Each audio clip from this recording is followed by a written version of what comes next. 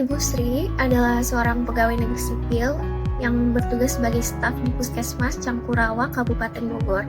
Selain itu, Ibu Sri juga memiliki klinik pribadi di Desa Cangkrang, Kabupaten Bogor yang sudah berlangsung sejak tahun 2015. Ibu Sri kini berstatus pajak, tidak kawin dengan no tanggungan.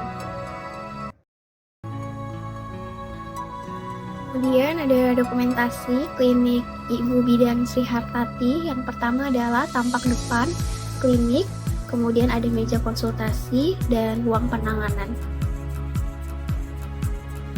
Kemudian ada daftar harta Ibu Bidan Sri Hartati. Yang pertama ada bangunan ruko di Pekalongan tahun perolehan 2021 dengan harga 700 juta. Kemudian ada mobil Toyota Innova tahun perolehan 2015 dengan harga 350 juta. Kemudian ada motor Honda Vario tahun perolehan 2015 dengan harga 26 juta. Kemudian yang keempat ada warisan di Bangka Belitung berupa tanah dengan harga 500 juta.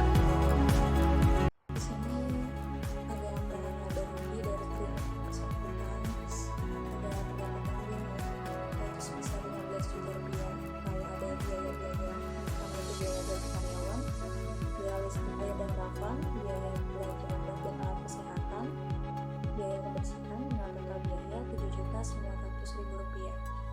Dapat diketahui laba sebelum pajak itu sebesar Rp7.100.000. Di sini ada bukti potongan dari pihak klien.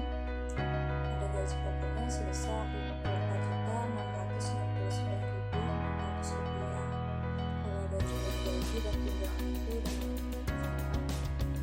lalu tunjangan struktural itu sebesar Rp10.200.000 dan tunjangan berasnya sebesar Rp499.040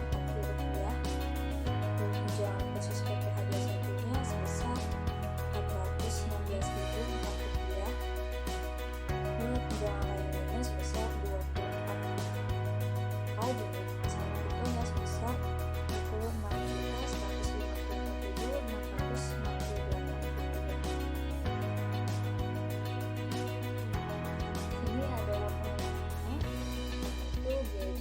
Sebesar Rp3.307.733.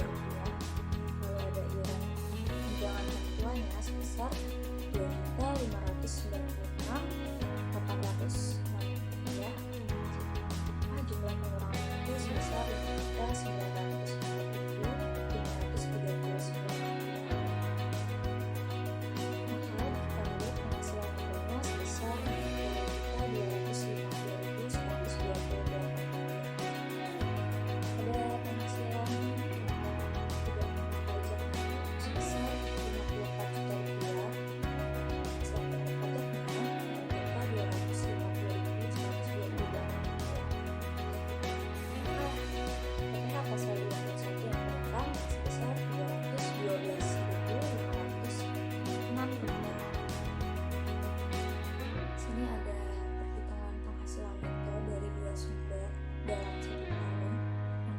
sehubungan dengan pekerjaan.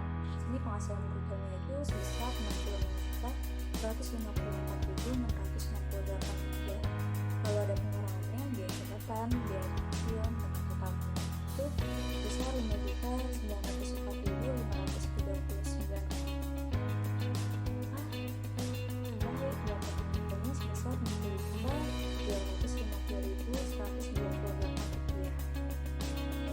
Di sini ada penghasilan dari klinik yang bersangkutan. Penghasilan brutonya itu sebesar Rp180 juta. Lalu ada gaji bulan, biaya listrik, biaya telepon, biaya kesehatan, dan total biaya itu sebesar Rp94.800.000. Kalau total penghasilan itu dari klinik itu sebesar Rp84.200.000.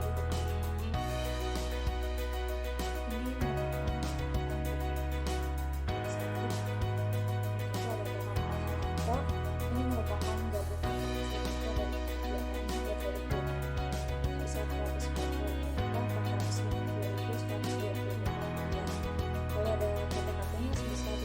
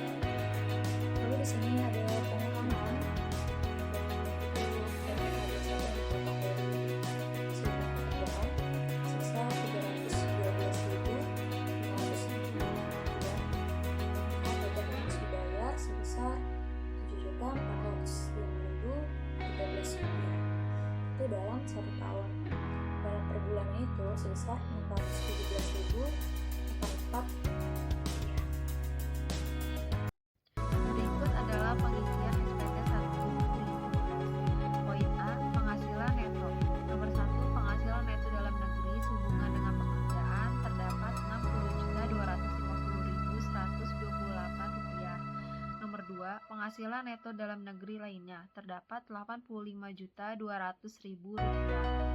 Nomor 3, penghasilan neto luar negeri itu tidak ada. Nomor 4, jumlah penghasilan neto. Jadi kita menjumlahkan antara poin 1, 2, dan 3. Dan terdapat totalnya Rp145.250.128. Nomor 5, sumbangan zakat keagamaan yang sifatnya wajib itu tidak ada. Nomor 6, jumlah penghasilan neto setelah pengurangan zakat atau sumbangan keagamaan yang sifatnya wajib. Jadi kita mengurangi antara poin 4 dan 5 yang terdapat totalnya menjadi Rp145.250.128. Poin B, penghasilan kena pajak. Nomor 7, penghasilan tidak kena pajak itu terdapat Rp54 juta. Nomor 8, penghasilan kena pajak itu kita kurangkan antara poin 6 dan 7 yang terdapat hasilnya menjadi Rp92.250.128. Yang C, PPh terhutang. Ini dia tidak ada karena dari dananya tidak ada pengurangan pengeluaran ya. Lanjut ke poin D, kredit pajak. Nomor 12, PPh yang dipotong atau dipungut pihak lain atau ditanggung pemerintah dana itu dia tidak ada, jadi dipotongkan. Nomor 13, PPh yang harus dibayar sendiri. Dan B, PPh yang lebih dipotong atau dipungut itu dia juga tidak ada. Lanjut ke PPh yang dibayar sendiri. Nah, ini dia ada PPh pasal 25 yang ternilai Rp7.405.013. Selanjutnya adalah bagian lampiran 1 pada pengisian formulir SPT 1770S SPT tahunan PPh wajib pajak orang pribadi. Pada bagian lampiran 1 ini ada beberapa yang bisa kita isi, yaitu di bagian A, penghasilan neto dalam negeri lainnya tidak termasuk penghasilan dikenakan PPh final dan atau final. Lalu ada penghasilan yang tidak termasuk objek pajak. Lalu di bagian C ada daftar pemotongan atau pemungutan oleh pihak lain dan PPh yang ditanggung pemerintah. Sebelum mengisi 3 bagian ini, kita harus mengisi di bagian tahun pajak, yaitu tahun di mana kita akan membayar pajak. Lalu bagian NPWP, yaitu nama NPWP si pemilik wajib pajak ini dan nama wajib pajaknya. Untuk bagian A-nya ada penghasilan neto dalam negeri lainnya.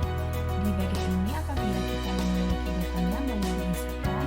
Di bagian ini terdapat beberapa penghasilan yang dapat diisi seperti bunga, dividen, royalti, sewa, penghargaan dan hadiah, keuntungan dari penjualan atau pengalihan harta, serta penghasilan-penghasilan lainnya.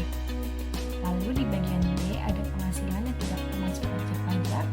Di jenis penghasilannya ada bantuan atau sumbangan atau riba, warisan, bagian laba anggota perseroan komanditer, tidak atas saham, persekutuan, perkumpulan, firma, koalisi. Lalu ada klaim asuransi kesehatan, kecelakaan jiwa, tuntunan, dan beasiswa. Lalu ada penghasilan lainnya yang tidak termasuk objek pajak.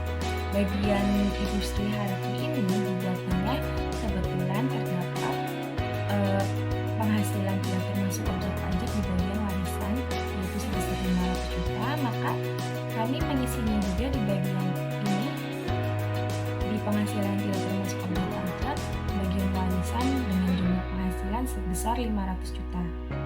Lalu di bagian C terdapat daftar pemotongan pemungutan oleh pihak lain dan PPh yang ditanggung pemerintah.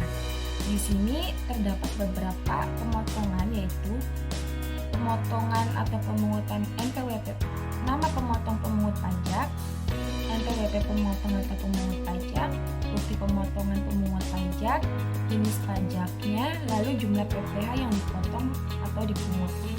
Untuk bagian ini apabila kita memilikinya boleh silakan untuk diisi.